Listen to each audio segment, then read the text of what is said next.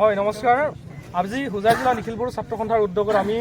এই কাৰ্যসূচীটো ল'ব লগা হোৱাৰ প্ৰয়োজনটো হ'ল আপোনালোকে দেখিছে বিগত সময়ছোৱাত আমি যোৱা 2020-27 জানুৱাৰীত যিটো নেকি BTR চুক্তি স্বাক্ষৰিত হৈছিলে, এই BTR চুক্তিৰ বিভিন্ন দফাসমূহ যেনেধৰণে BTRৰ সীমা সম্প্ৰসাৰণ কৰাৰ লগতে BTRৰ সমষ্টি বঢ়াই 60খন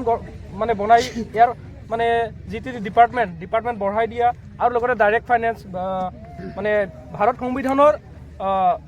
125th এমেণ্ডমেণ্ট বিল এইটো সংবিধানত পাছ কৰি পেলাই ডাইৰেক্ট ফাইনেন্সৰ কথা আৰু ইয়াৰ লগতে BTR আৰু 6 ৰেলৰ বাহিৰৰ যি বড়োখিনিৰ কাৰণে Bodo Kachari welfare autonomous council এখন গঠন কৰি দিয়াৰ যি প্ৰক্ৰিয়া আমি দেখিছোঁ, এই কাউন্সিলখন বিগত সময়ত অনলি এটা ইণ্টাৰিম কাউন্সিল যি কমিটিয়ে নেকি আমাৰ ৰাইজৰ আশা আকাংক্ষাবিলাক পূৰণ কৰিব পৰা নাই, এনেকুৱা এটা কমিটি এখন গঠন কৰি পেলাই আজিলৈকে এই কাউন্সিলৰ মানে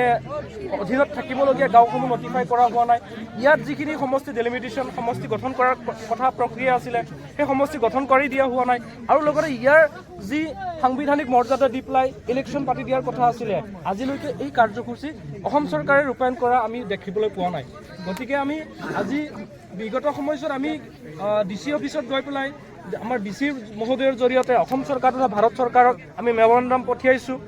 আমাৰ এই দফাসমূহ ৰূপায়ণ কৰাৰ জৰিয়তে বড়োসকলৰ যি সমস্যাসমূহ সমাধান কৰাৰ বাবে আমি যি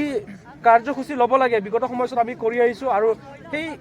আমাৰ দাবীসমূহ পূৰণ নোহোৱাৰ বাবে পুনৰ আমি আজি আমাৰ বড়ো ৰাইজক লৈ পেলাই হোজাই অঞ্চলত বসবাস কৰা আমাৰ বড়ো ৰাইজক লৈ পেলাই আমি এনেকুৱা কাৰ্যসূচী ল'বলৈ প্ৰয়োজন বোধ কৰাৰ বাবে আমি আজি কাৰ্যসূচী অনাগত দিনত আপোনালোকৰ পদক্ষেপ কিবা থাকিব? অনাগত সময়ত আমি ইয়াৰ পৰা আপোনালোকৰ জৰিয়তে অসম চৰকাৰ তথা ভাৰত চৰকাৰক আমি সকীয়াই দিব বিচাৰিছোঁ, যদি আমাৰ এই BTR চুক্তিৰ দফাসমূহ 100% ইমপ্লিমেণ্টেশ্যন নকৰে, ৰূপায়ণ নকৰে, তেতিয়াহ'লে আমি আমাৰ এই বড়ো ৰাইজক লৈ পেলাই আমি DC অফিচ নহয় দিছপুৰলৈকে যাম, আন্দোলন কৰিম আৰু অনাগত সময়ত আমি আমাৰ কাৰ্যপন্থা লৈ পেলাই যি ধৰণে আমি আন্দোলন চলাই লৈ যাব লাগে, আমি আন্দোলনৰ প্ৰক্ৰিয়াৰে আমাৰ অধিকাৰ আমি বিচাৰিবলৈ আমি বাধ্য হ'ম।